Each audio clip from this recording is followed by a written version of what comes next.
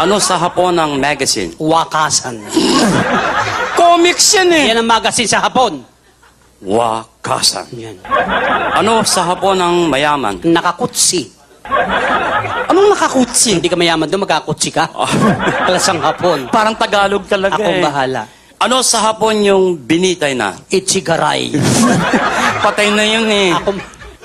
Kaya binabagay ito tularan eh. Serious tayo. Serious. No more fooling around. No more fooling around. I-Englishin ko, hahaponin mo. English Hapon. Serious na. Serious. Ano sa Hapon ng is this your car?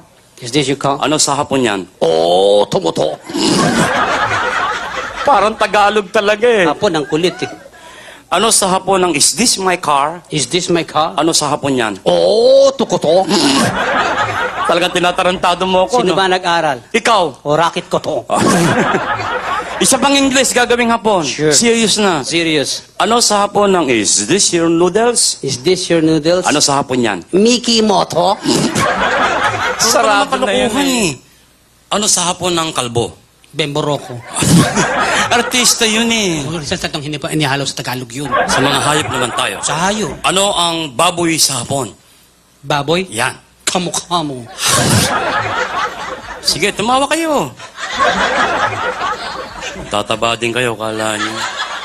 Anong baboy sa Hapon? Kamukha mo. Eh, gwapo. O, kamukha ko. Buiset!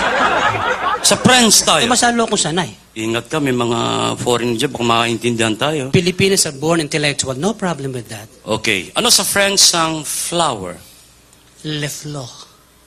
Totoo ba yun? Yes, Le Fleur. Leflo. Mismo. Ano sa friends ang ilong? Lenos. Sandali lang. Parang English lang, yanigil mo le. French.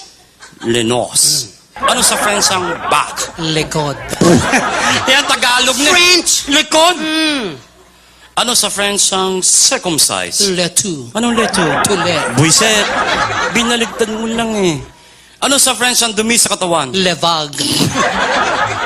Eh, mahilig sa sex. Lebog. Hoy! Mga French fries yata yung Eh, buong puro buo. kakalo-